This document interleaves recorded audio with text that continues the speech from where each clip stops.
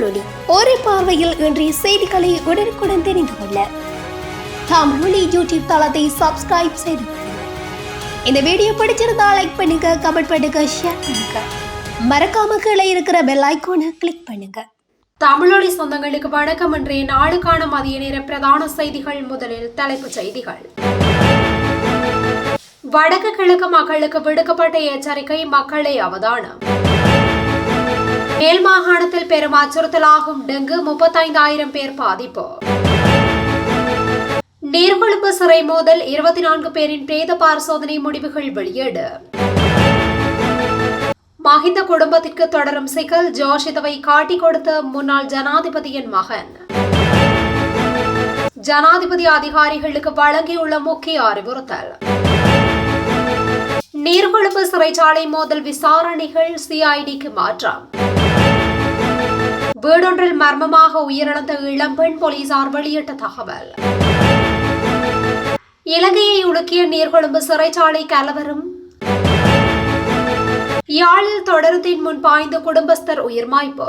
தொடர்பன விரிவான செய்திகள்.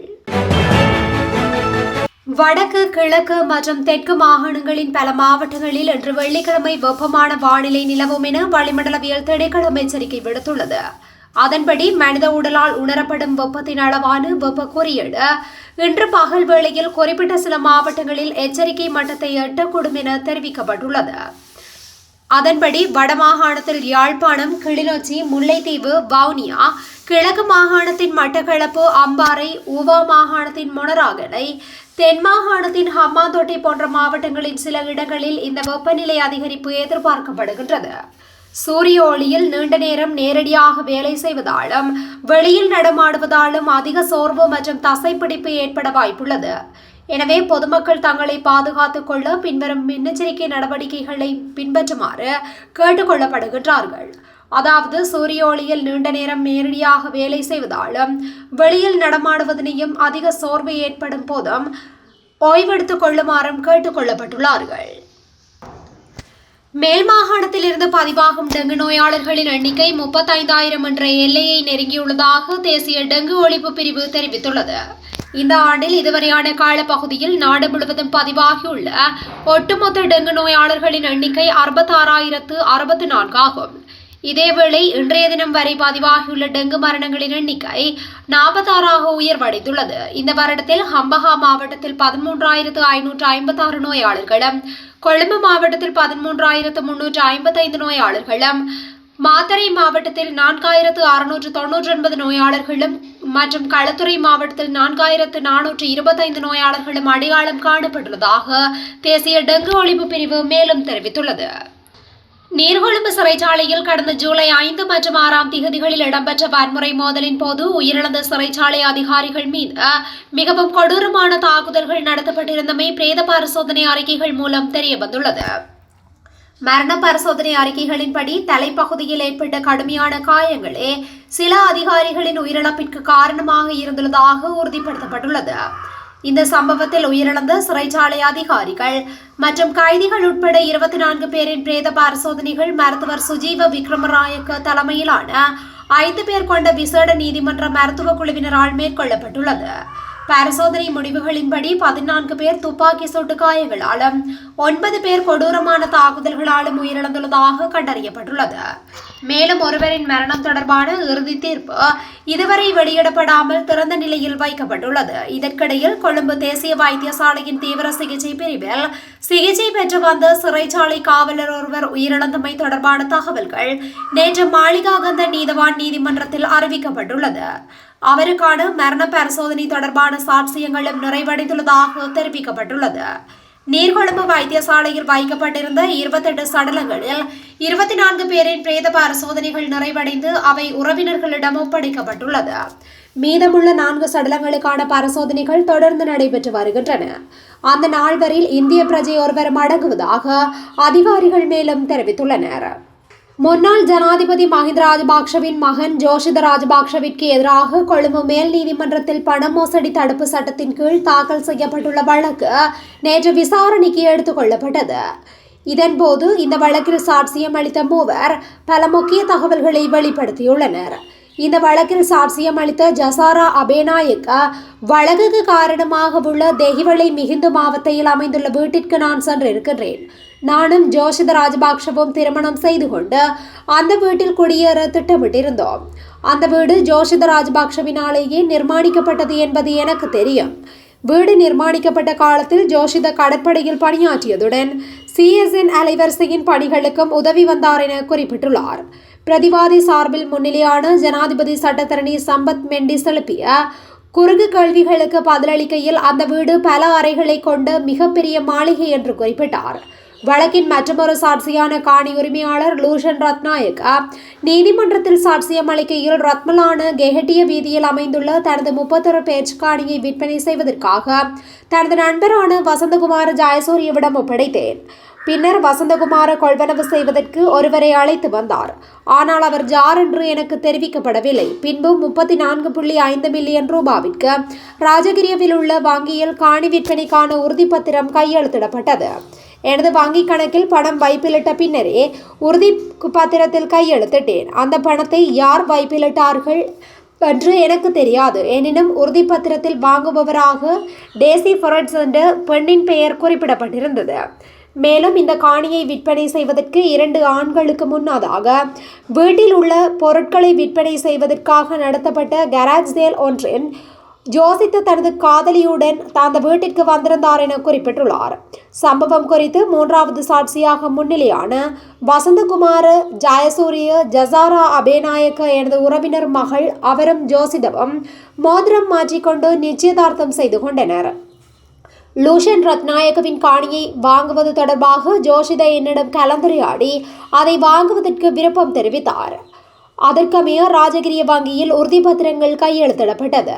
அந்த சந்தர்ப்பத்தில் காணியை வாங்குவதற்கு தேவையான பணத்தை பைகளில் கொண்டு வந்தது பாதுகாப்பு பணியாளர்கள் போன்ற தோற்றம் கொண்ட நபர்கள் குழுவினர்களாகும் என்று வசந்தகுமார ஜாயசூரிய நீதிமன்றத்தில் மேலும் சாட்சியம் அளித்துள்ளார்.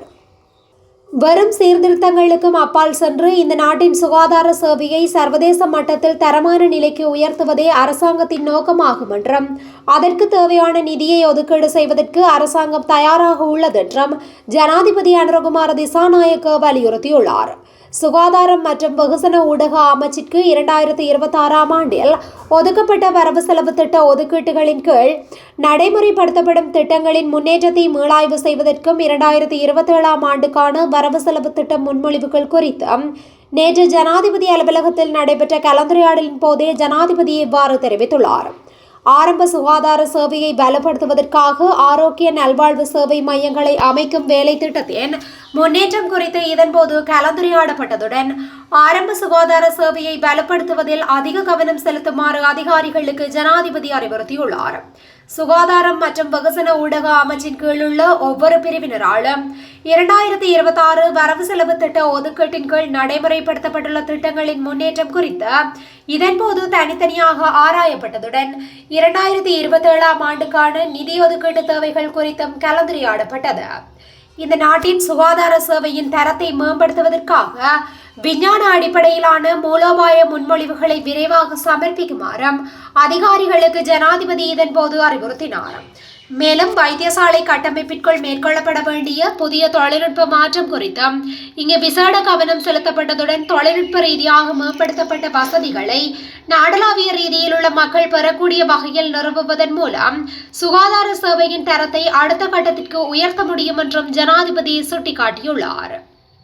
நீர்கொழும்பு சிறைச்சாலை மோதல் தொடர்பாக நீர்கொழும்பு தலைமையக போலீசாரால் தற்போது நடத்தப்பட்டு வரும் அனைத்து விசாரணைகளையும் குற்றப்புலனாய்வு திணைக்களத்திற்கு மாற்றுமாறு நீர்கொழும்பு நீதிமன்ற நீதவான் ஷீலானி பெரேரோ உத்தரவிட்டுள்ளார்.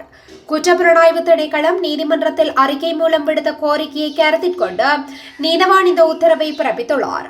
அதன்படி நீர்கொழும்பு சிறைச்சாலை தொடர்பான அனைத்து விசாரணைகளும் குற்றப்புலனாய்வு திணைக்களத்தின் கீழ் நடத்தப்படும் என அறிவிக்கப்பட்டுள்ளது. நீர்கொழும்பு சிறைச்சாலையில் ஏற்பட்ட மோதலின் பின்பு சிறைச்சாலை வளாகம் குற்றப்பிரதேசமாக அடையாளப்படுத்தப்பட்டுள்ளதாக நீதிமன்றம் தேசிய ஒருமைப்பாடுகள் அமைச்சு தெரிவித்துள்ளது. அதன் பிரகாரம் தற்போதைக்கு சிறைச்சாலை வளாகம் மற்றும் அதனை அண்டிய பகுதியில் குற்றப்புலனாய்வு திணைக்கள அனுமதியின்றி எந்தவொரு துரும்பையும் இடமாற்றவோ மாற்றங்கள் செய்யவோ அனுமதிக்கப்பட மாட்டாது என்றும் தெரிவிக்கப்பட்டுள்ளது. கடந்த 5 மற்றும் 6ஆம் திகதிகளில் இடம்பெற்ற மோதல் தொடர்பில் விசாரணை அதிகாரிகள் விசாரணைகளை முன்னெடுப்பதற்கும் சிறை கைதிகளின் பாதுகாப்பு கருதியும் அங்குள்ள ஏனைய கைதிகளை வேறு சிறைச்சாலைகளுக்கு மாற்றுவதற்கும் நடவடிக்கை எடுக்கப்பட்டுள்ளதாகவும் தெரிவிக்கப்பட்டுள்ளது. ரத்தினபுரி பகுதியில் உள்ள வீடொன்றில் தனியாக வசித்து வந்த இளம்பெண் ஒருவர் மர்மமான முறையில் உயிரிழந்துள்ளார். குறித்த பெண் தனக்கு சொந்தமான வீட்டிலேயே இவ்வாறு சந்தேகத்திற்கிடமான முறையில் இறந்துள்ளதாக போலீசார் தெரிவித்துள்ளனர். ரத்தினபுரி கொடிகமுவில் உள்ள பகுதியில் வசித்து வந்த 32 வயதான கமகே நிசான்ச சந்தமாலி என்பவரே இவ்வாறு சடலமாக மீட்கப்பட்டுள்ளதாக அடையாளம் காணப்பட்டுள்ளார். இந்த வீட்டின் பிரதான நுழைவாயில் தொடர்ந்து மூடப்பட்டிருக்கும் நிலையில் 7ஆம் திகதி முதல் கதவு திறந்திருந்ததால் அக்கம் பக்கத்தினர் சந்தேகமடைந்து போலீசாருக்கு தகவல் தெரிவித்துள்ளனர். இதனை அடுத்து போலீசார் மேற்கொண்ட விசாரணையில் இளம்பெண்ணின் சடலம் மீட்கப்பட்டுள்ளது. குறித்த பெண் படுக்கை அறையில் இறந்து கிடந்துள்ளதுடன் அவரது ஆடைகள் களைந்திருந்தமையும் குறிப்பிடத்தக்கது. நீர்கொழும்பு சிறைச்சாலை கலவரத்தின் போது கைதிகள் சிறைச்சாலை வாசலை உடைத்து தப்பி செல்வதை தடுக்க எச்சரிக்கை துப்பாக்கி சூடு நடத்திய சிறைச்சாலை அதிகாரிக்கு சம்பவத்தில் தொடர்புடைய சில கைதிகள் கொலை மிரட்டல் விடுத்துள்ளதாக தகவல்கள் வெளியாகியுள்ளன. வெளியில் எங்கு பார்த்தாலும் முன்னை உயிருடன் விடமாட்டோம் என அந்த அதிகாரியை நோக்கி மிரட்டல் விடுக்கப்பட்டதாக சிறைச்சாலை வட்டாரங்கள் தெரிவிக்கின்றன. குறித்த அதிகாரி டெங்கு காய்ச்சலால் சிகிச்சை பெற்று வந்த நிலையிலும் அவசர சூழ்நிலையை முன்னிட்டு கடமைக்கு திரும்பி தனது பொறுப்பை நிறைவேற்றியிருந்ததாகவும் கூறப்படுகின்றது. அவருக்கு எதிராக விடுக்கப்பட்டுள்ள அச்சுறுத்தலை தொடர்ந்து அவரது பாதுகாப்பை உறுதிப்படுத்த சிறைச்சாலைகள் திணைக்களம் விசேட நடவடிக்கைகளை மேற்கொண்டுள்ளது. இதற்கிடையில் இந்த கலவரத்தை முன்னின்று வழிநடத்தியதாக சந்தேகிக்கப்படும் கட்டுவெல்லைகம சுரேஷ் தற்போது தடுத்து வைக்கப்பட்டுள்ள சிறைச்சாலையில் மற்ற கைதிகளால் கடுமையாக தாக்கப்பட்டதாக தகவல்கள் தெரிவிக்கின்றன. தாக்குதலால் அவருக்கு நடப்பதற்கே சிரமம் ஏற்பட்டுள்ளதாக சிறைச்சாலை வட்டாரங்கள் கூறுகின்றன.